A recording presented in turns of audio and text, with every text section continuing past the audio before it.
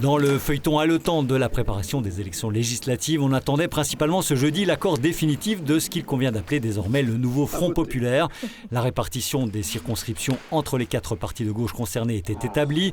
Restait donc à investir les candidats, sauf que les négociations entre le PS et LFI se sont visiblement considérablement tendues, à la fois sur les choix des femmes et des hommes et sur le programme commun, au point qu'à l'heure où nous diffusons ces infos et en l'absence de fumée blanche, il n'était pas exclu que des candidatures multiples à gauche voit le jour.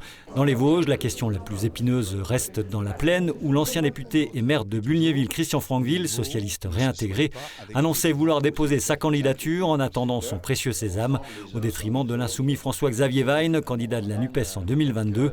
Le Parti socialiste pourrait-il investir plusieurs candidats, y compris sous la bannière Nouveau Front populaire et face à d'autres personnalités de gauche dans la même circonscription? Ce scénario était sérieusement envisagé en attendant les arbitrages définitifs des commissions nationales espérés ce jeudi soir.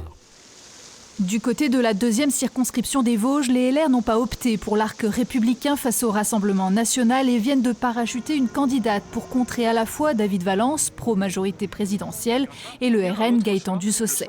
Jusqu'alors inconnu du paysage politique, Emma Gatto, du haut de ses 26 ans, chef d'entreprise d'un cabinet de lobbying parisien, a choisi de partir en campagne aux côtés de Vincent Benoît, ex-adjoint au maire des Audaciens. Non encartée au parti Les Républicains jusqu'à présent, la jeune femme est soutenue par l'ex-député Gérard Cherpion et une quarantaine de maires de la circonscription. Des nouveaux visages, des embrouilles sur fond de règlement de compte, des accords annoncés qui ne parviennent pas à être finalisés. Ainsi va la politique en ce printemps 2024. La fin du dépôt des candidatures dimanche à 18h va enfin permettre d'y voir plus clair.